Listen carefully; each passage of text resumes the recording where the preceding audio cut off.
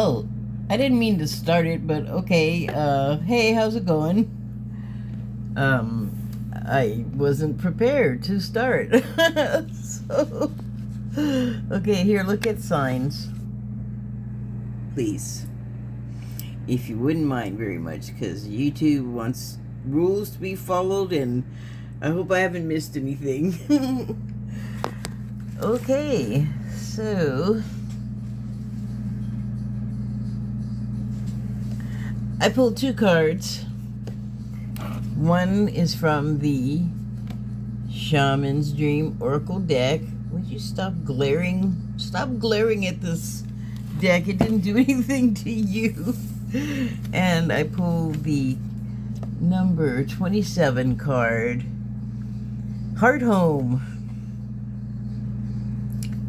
And the subtitle is Compassion. Wow.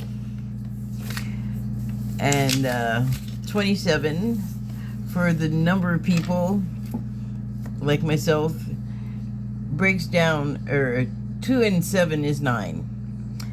And 9, I actually, because I wasn't prepared to start, don't have everything that I wanted to talk about on the 9 situation, but I'm gonna go check now, like in the moment after I say this. 9 in the tarot deck, when it comes to cups and pentacles, is like you're almost done with whatever it is. You're near completion. You're teetering on the edge of culmination of whatever the thing is that you were efforting about. Okay, I'm gonna go get some more information about 9. Hold on. Okay, wow, a lot of 9 stuff to talk about. The things that I said, yes. And then also, there was a love one that I looked at, and it talked about singles getting together, and it talked about compassion and unconditional love. And that is so, like,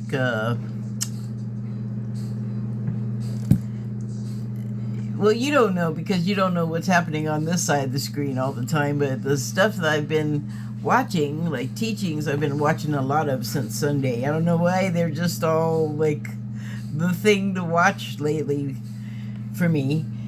And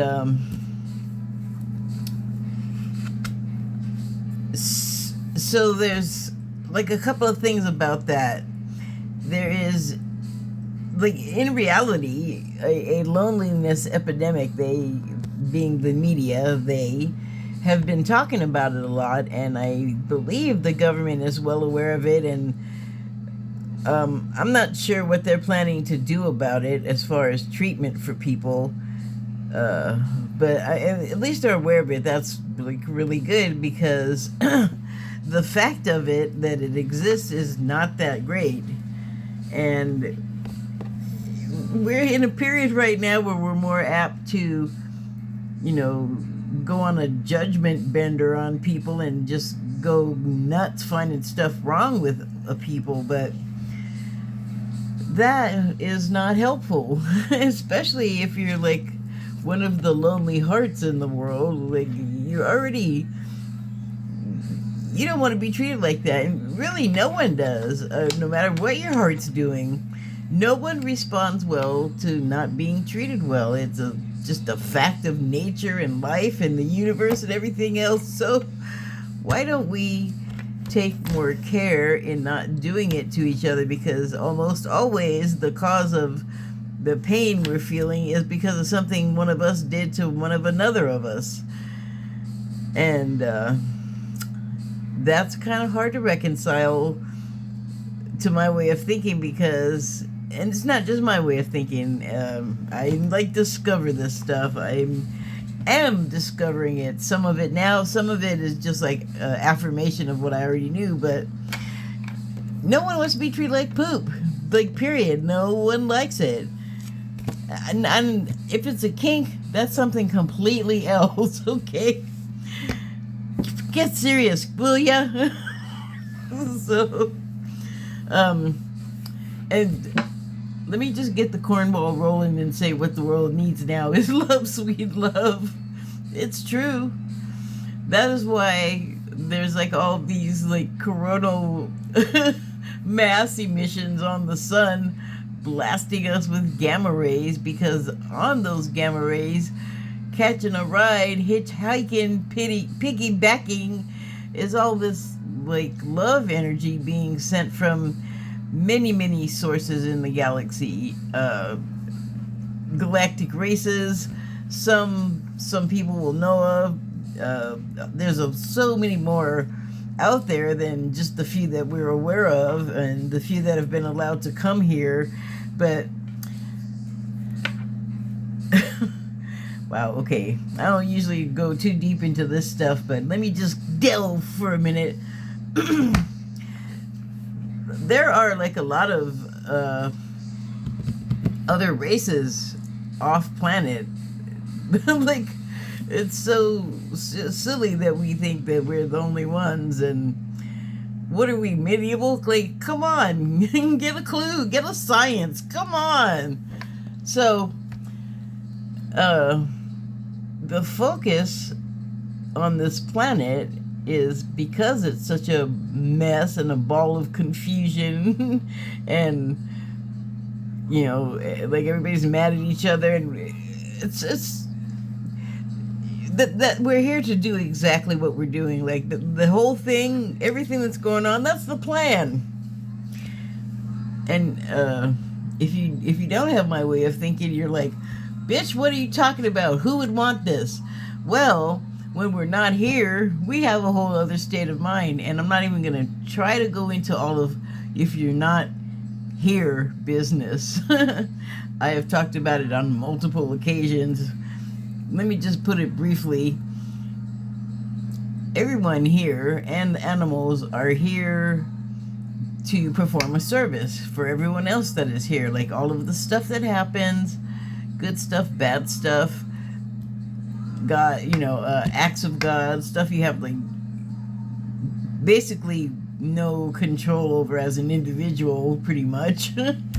And that's like a thing that scares us so much, is if we can't have some, you know, we got to have a little bit of control, or we just don't feel right. So, not going to talk about that right now, though, but part of our problem is that we don't have compassion for each other, and we have so many conditions on if we'll even like each other, let alone love. I would say, but as usual, I have some dang thing in my mouth. Peanut skin this time. Anyway, we're missing that, and it's hurting us. Look at it this way. If we continue the way we're going, the way we have been, that's landed us in a place where all kinds of years have gone by and there's all kinds of progress and blah, blah, blah. Don't be sounding like I have to pay for you. Quiet down over there. Dang. I really can't be paying licensing fees. So yeah, anyway. And people are fighting, people are unhappy, everything's broken, everything's rigged, nobody can be trusted. You know, the ocean's messed up, the water's messed up, they keep putting pipelines that they want to run through land, and then they leak, and then the land is messed up, and you know all that junk sinks, whatever, it leaks downward. The gravity sucks it right into the planet, so it's where it should be, but it should not have been taken out of its original home and transported someplace else where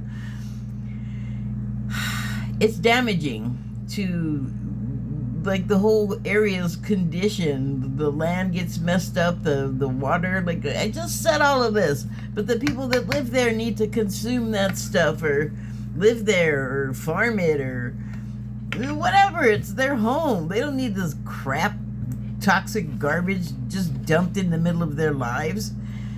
But we do that because some of us are more compassionate about getting dollars in their wallet and bank account than they are about the people that they basically provide the services for, who, you know, if it weren't for the people buying the stupid oil or whatever it is, what would they have? They're nothing without the customers, but they sure don't have a problem not treating the customers very well, treating them like they're bothersome or an irritant. And it's like, hello, did you not hear what I just said? You would not be Mr. Super Rich Executive if you didn't have all these people you think are peons doing all the work. And then you don't want to pay them, but you want all the money. Sorry, I'm getting into a social rant. I don't really want to do that. But that's another one of those intolerant things that's not very compassionate. It's like, really? You need all of that, and you got all these other people over here that also need stuff, and you already had more to begin with? And you can help, and you're not? It's like, oh my. So I say, let's stop doing what we know doesn't work and switch over to a more heart-centered society and way of thinking for all of us, because it's only going to help. It's not trying to fight you. It's not trying to take anything from you. It just wants to show you love. It just wants to appreciate you and, you know, like, understand you to have like problems or whatever, and just be there and welcoming and receiving of you, and if that's what you need, then just give it. Like, there's no questions asked. Like, you don't feel good, you're messed up, can I help? Let me help. That is like something that is for us to do here, you know, rather than the other thing that we've been doing for a really long time, the fighting and the warring and the being cruel to each other. Are we done yet? Are we there yet? So I don't know, I'm just really feeling this today, this week. It really, everything is better if you are not doing it the harsh, mean, critical, hateful way. Like, everything the opposite, you know, like things flowing nicely and people getting along and appreciating each other's company and what they can add to everything that's different from your addition, and just accepting. And yeah, like, I would like to make that detour from where we are. I will now read what the guidebook has to say about heart home.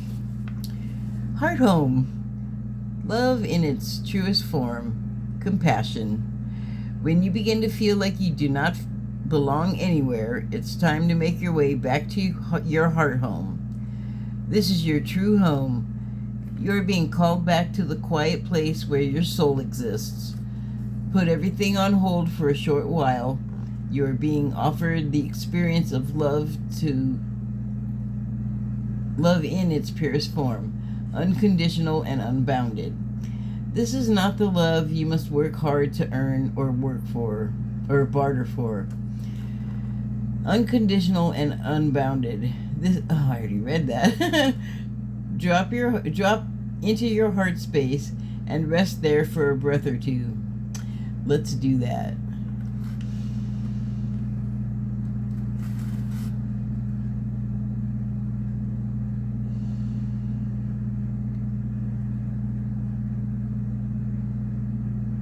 One more.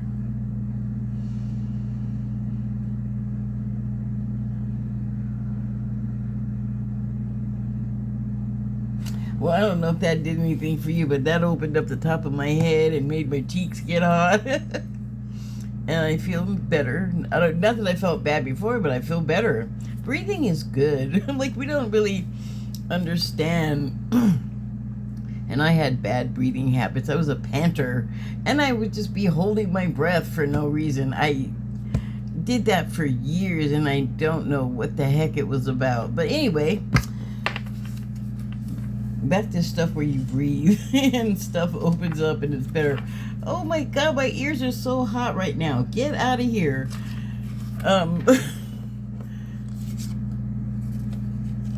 I'm going to try and pick up where I left off. There's no need to forgive anyone. Oh, wait. Okay, yes, that is the right place. There is no need to forgive anyone for anything. None of it occurred in spiritual truth. It is only your belief in that story that makes it so powerful. Allow your love to wash clean all of those impressions. Empty yourself of all judgments and preconceptions, and allow spirit to fill you with the sweet nectar of peace. When the heart home shows up, it is imperative that you heed its call, lest the universe orchestrate a way to bring you back to yourself in a harsher nature. Wow! Jeez! Very gently and with compassion. Get it together before I smack you. I mean, how many times has Spirit washed all of our badness we were getting up to away with a flood, with a biblical flood? God may not get mad the way we do, but it seems like God loses patience with stuff and clears the, clears the board. Yeah, okay, that, you ever whack your cuticle into something hard? That's what I just did. It is not my friend. So the other card that I pulled was from the Wild Unknown Animal Spirit deck. And I pulled Whale, which I will show you in a second as soon as I find the page that talks about whale. Whales, I like love them.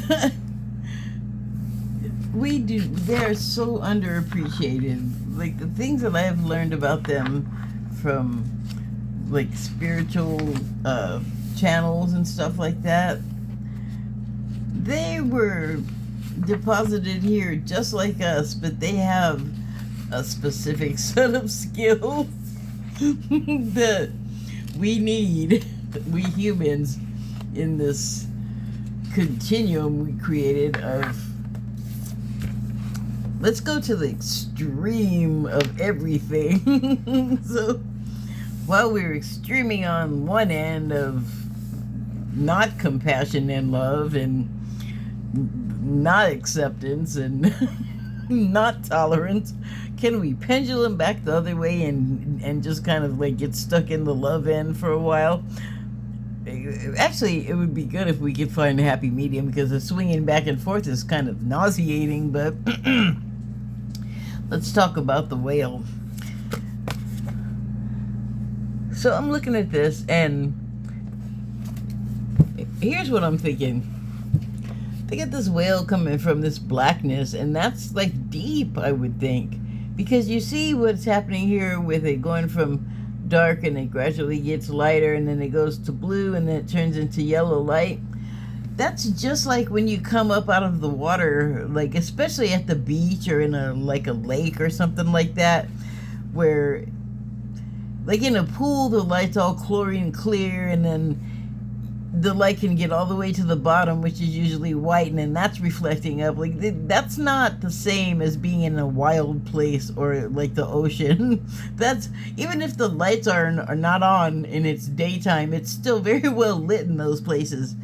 Not the case in the ocean or another of the places that I talked about that have more depth than a swimming pool, because when you come up out of them, you can see the light gradation, and it's, if you're like me and you start thinking about what's below you and how deep it is, it can be a little disconcerting. Like, it's not a good, it's like you don't want to look down when you're on a walk, like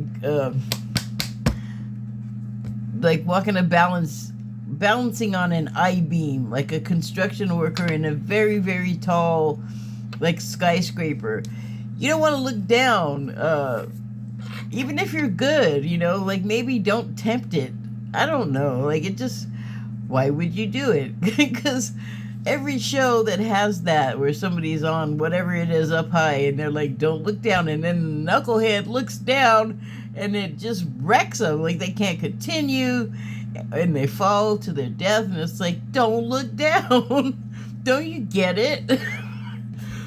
So yeah, I don't know if anybody else gets that, but it's also silly because if you start getting all paranoid and scared, it's like, I feel like you would make yourself the bait of whatever you think is down there waiting to bite your toes. So anyway, let me get out of that silliness. When you're coming up out of a deep dive, where you might be doing a lot of deep contemplation, if you're a big brain whale, it's a metaphor, remember, but as you start to go back up to the surface, you can see the light gradation begin to get lighter, and then it becomes blue as you near the surface. Briefly, because once you get out of this area and you start heading toward the light, like for one thing, if it's me, I know I need to breathe pretty soon, and so I'm like in a hurry to get up there. But so it goes pretty fast from like here to up to here, and then the yellow light, of course, is the sunlight. So you're just like, your head's out of the water and you're breathing and whatever. I just noticed that really is like what I have seen coming up out of water from deep darkness to, like, that's what it does. It makes those color transitions. And the thing about the whale being in the deep darkness, to contemplate, sure, for a while, but not long, because they're mammals too. They also have to breathe. And they can hold it longer than we can, but doesn't mean that it's going to do their brains any good to be starved of oxygen for long periods of time. So, oh my God, I'm having all this compassion for the whale not being able to breathe long enough. But that's what you kind of need in life. That's what I'm getting at, what I've been talking about. And the whales, like I said, they are like us in the sense that, as I said, they were deposited here. I've been hearing a lot of talk about like humans at Samaria under Enki and Enlil, and it's good that that's getting out, because there's actually like ancient scrolls and other types of communication or data storage that they used to do in ancient times from Samaria that talks about how what Enki and Enlil were doing was altering the humans that were already here, but they didn't bring them here. They didn't put them here.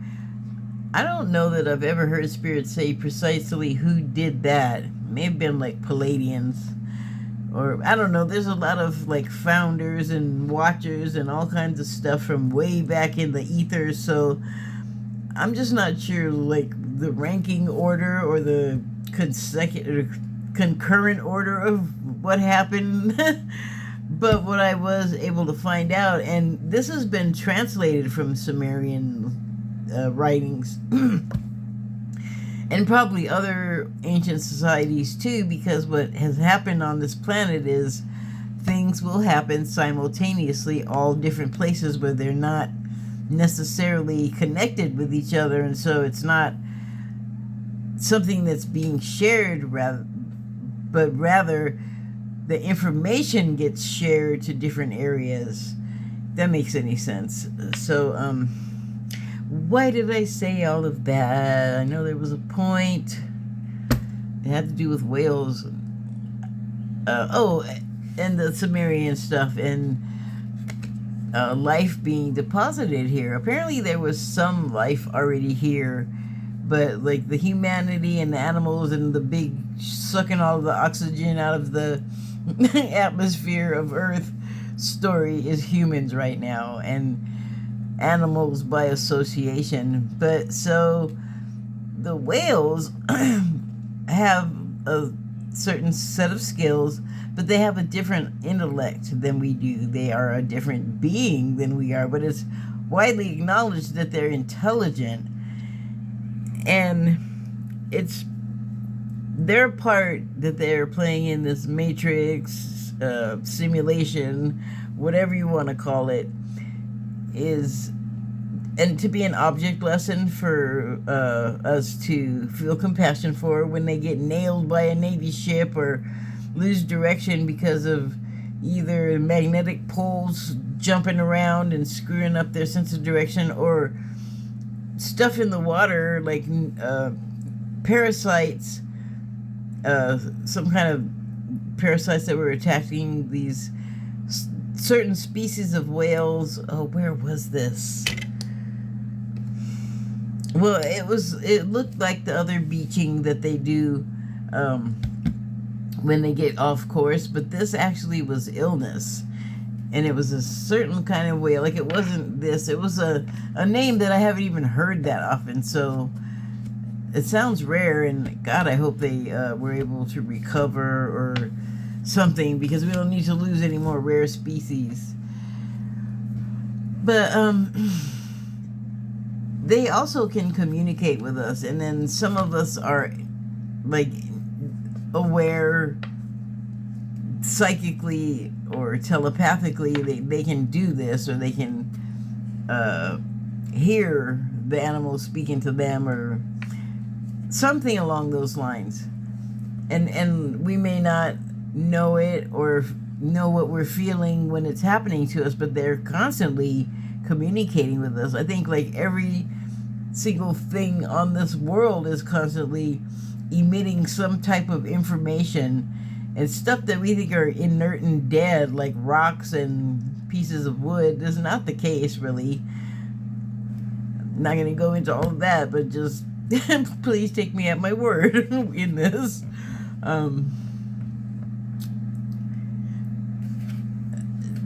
I just feel so bad when I know they're getting hurt, because they're here for like the best intentions, you know. And it's like, gee,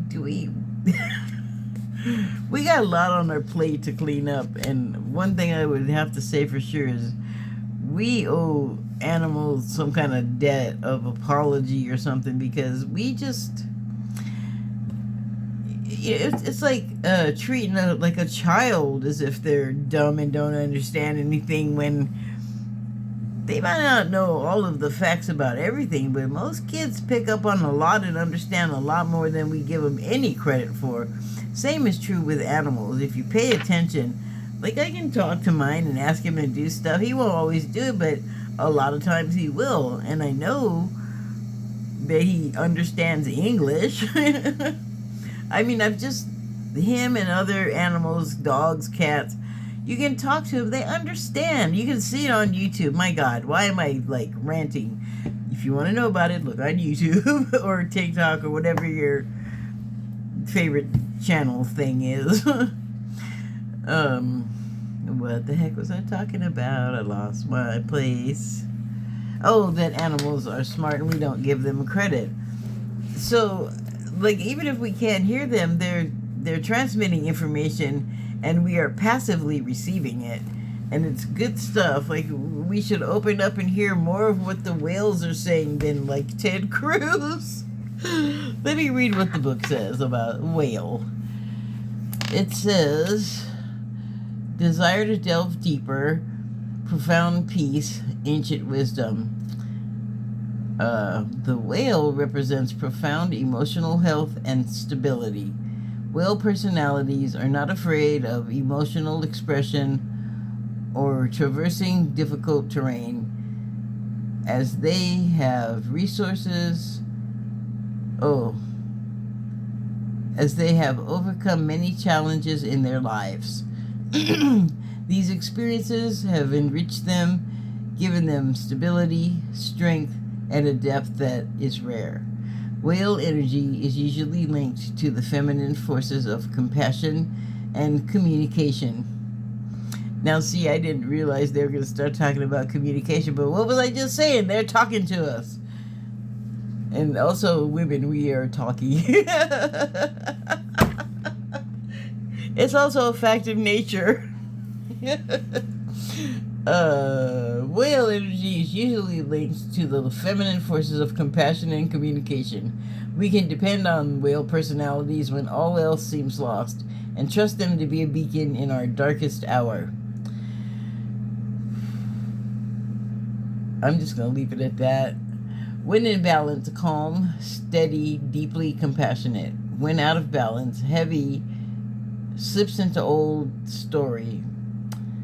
Well, don't do that. To bring into balance, regular self-care.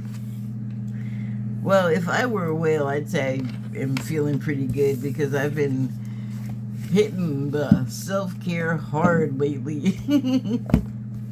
And it feels good. Like, for me personally, nobody else is doing it, I better do it.